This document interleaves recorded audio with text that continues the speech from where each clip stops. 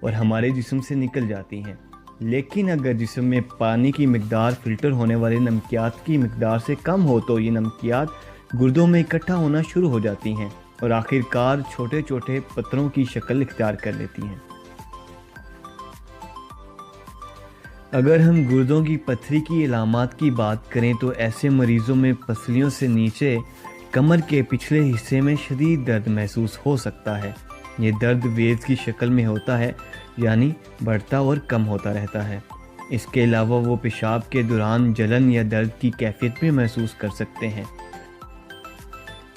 بعض اوقات پیشاب گلابی، سرخ یا بھورے رنگ کا بھی آ سکتا ہے۔ ایسے مریض جن میں پیشاب گدلا ہو یا بدبودار ہو تو ان میں بھی گردوں کی پتھری کے امکانات ہو سکتے ہیں۔ مزید قے آنے جیسی کیفیت بھی محسوس ہو سکتی ہے۔ گردوں میں